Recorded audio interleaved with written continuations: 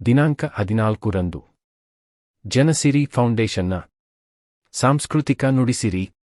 ಜನಸಿರಿ ಫೌಂಡೇಶನ್ನ ಬಳ್ಳಾರಿ ಜಿಲ್ಲಾ ಘಟಕದ ವತಿಯಿಂದ ಸಾಂಸ್ಕೃತಿಕ ನುಡಿಸಿರಿ ಎಂಬ ಕಾರ್ಯಕ್ರಮವನ್ನು ಇದೇ ತಿಂಗಳ 14ರಂದು ಬಸವರಾಜೇಶ್ವರಿ ಪಬ್ಲಿಕ್ ಶಾಲೆಯ ಆವರಣದಲ್ಲಿ ಹಮ್ಮಿಕೊಳ್ಳಲಾಗಿದೆ ಎಂದು ಜನಸಿರಿ ವಿಚಾರ ಏನಪ್ಪಾ ಅಂದ್ರೆ, ನಾವು ಈಗಾಗಲೇ ಬಳ್ಳಾರಿ ಜಿಲ್ಲಾ ಕಚೇರಿಯಲ್ಲಿ ಪತ್ರಿಕಾ ಪ್ರಕಟಣೆಯನ್ನ ಹೊರಡಿಸಿದ್ದೇವೆ.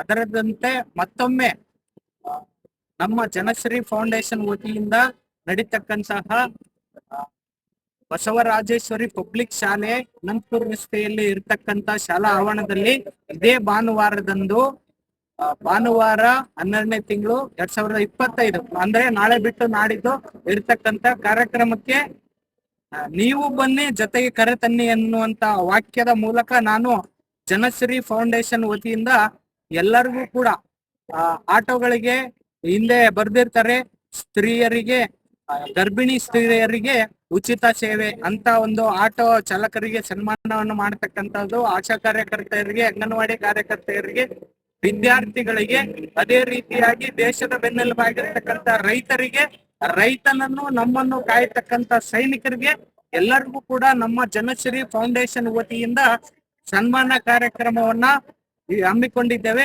ಹಾಗಾಗಿ ಎಲ್ರೂ ಕೂಡ ಈ ಕಾರ್ಯಕ್ರಮಕ್ಕೆ ಬಂದು ನೀವು ಬನ್ನಿ, ನಿಮ್ಮ ಜೊತೆಗೆ ಕರೆತನ್ನಿ ಎನ್ನುವಂತ ಮಾತನ್ನ ನಾನು ಹೇಳಲಿಕ್ಕೆ ಈ ಮಾಧ್ಯಮದ ಮುಖಾಂತರ ಇಷ್ಟಪಡ್ತೇನೆ.